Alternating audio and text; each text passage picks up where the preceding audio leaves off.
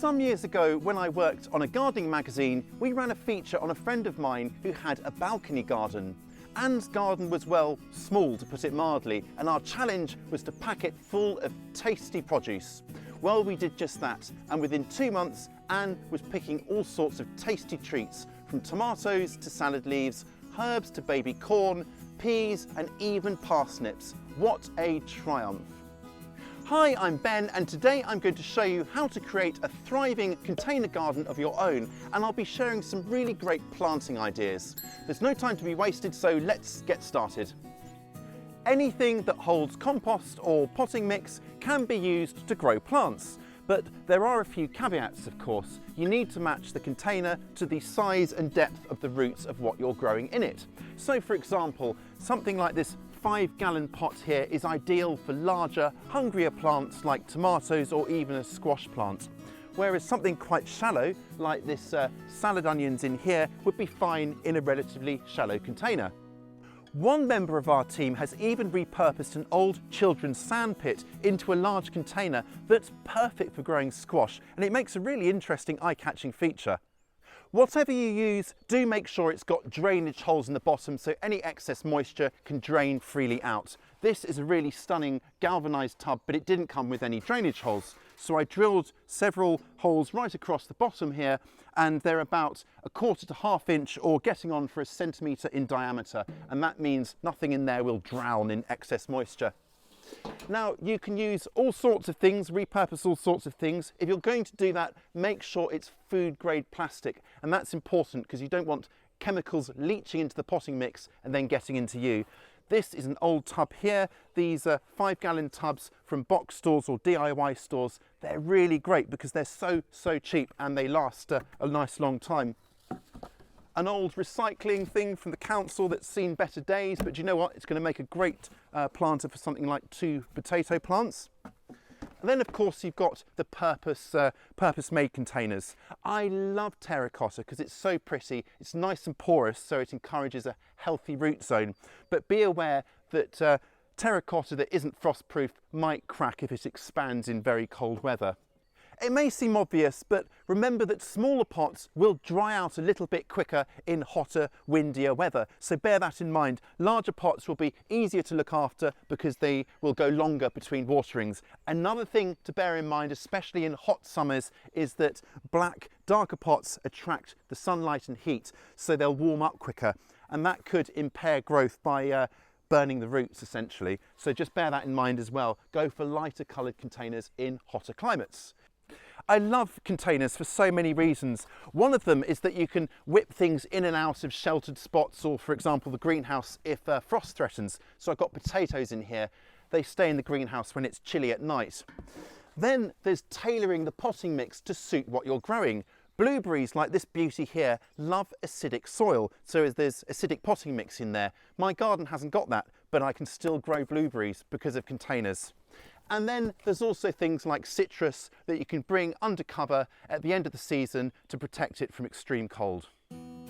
So you've chosen your containers, now it's time to fill them, and this is often the most expensive part of the whole process. Good, decent potting mix can cost quite a bit, but it's really important that it is decent stuff because this is going to be what supports your plants over the coming weeks and months.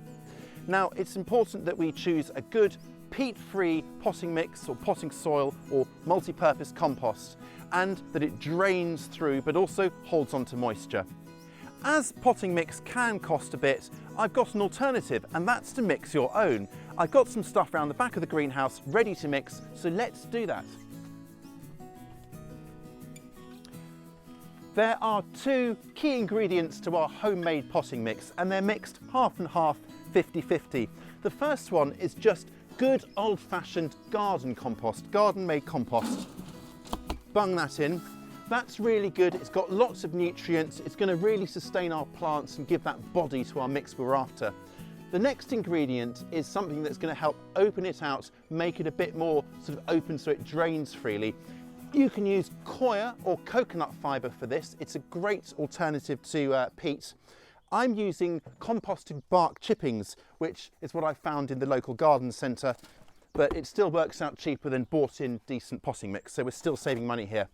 So we've got those 50-50, and then to help make it lighter and really open it out so it really does drain through nicely, I've got perlite. Perlite is this really, really inert material that's really, really lightweight. And you can see I've got a barrow full here, so I'm going to put in, well, I'm going to eyeball it, but put in about, I guess about 5 or 6 handfuls like that, maybe a bit more. That feels about right. So that's our basic mix together. I'm going to mix it all in with my hands as good as anything else. If it's a bit dusty like this, you can just damp it down by just running a bit of water over it, just to sort of knock it back a bit. And that stops all the clouds of stuff coming up in your face. There we go, that's better. So it's important to mix it thoroughly. Take your time, because you want to each bit of your potting mix to have equal amounts of the different ingredients.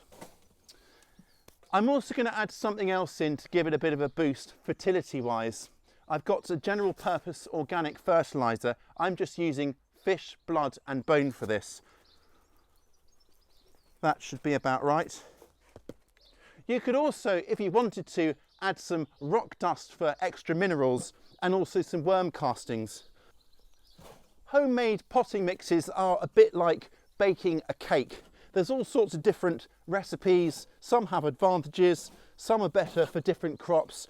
This one I'm doing here is a pretty good standard one for most vegetables. It's coming together now. You can see the flecks of the blood, fish and bone in there, and also the perlite, but we'll keep on mixing a bit longer. We've got our potting mix already, so now's the fun part, planting it up.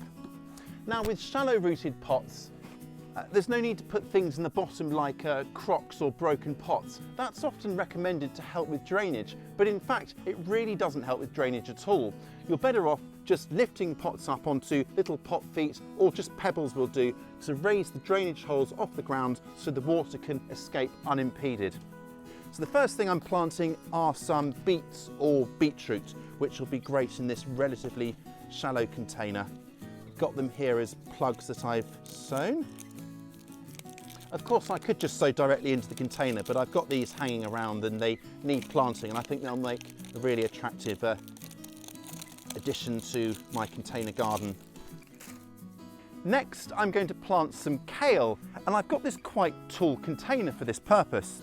There's no point filling it all with this lovely potting mix. I can get away with part filling it with something else. So in the bottom I've put in some broken sticks, other bits and bobs which I've stamped down with the spade to compact it. No point wasting this good potting mix. So most vegetables are only kind of like, what, 6 to 12 inches, that's 15 to 30 centimetres deep. That's how far the root grows. So this should be just fine. So in it goes with our lovely potting mix. And I'm going to be planting 3 kale plants. I'm growing the Cavolo Nero or Tuscan kale in it. It's much closer than you plant in the garden, but that's fine because there's quite a lot of good potting mix to go root down into. The plants will be smaller, of course, but that's absolutely fine. I'll pick the leaves a bit smaller and use them in salads as well as steaming them and so on. And in they go. Lovely. And for my last container, I'm going to be planting this beauty up here. I'm going to pack the bottom of it with comfrey leaves. And comfrey is really great. It's high in potash, which is fantastic for any fruiting or podding plants.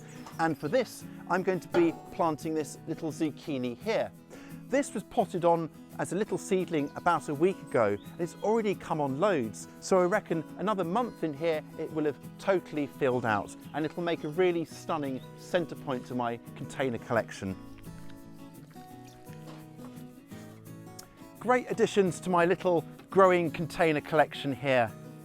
So I wanted to just show you a couple of other ideas for growing in containers.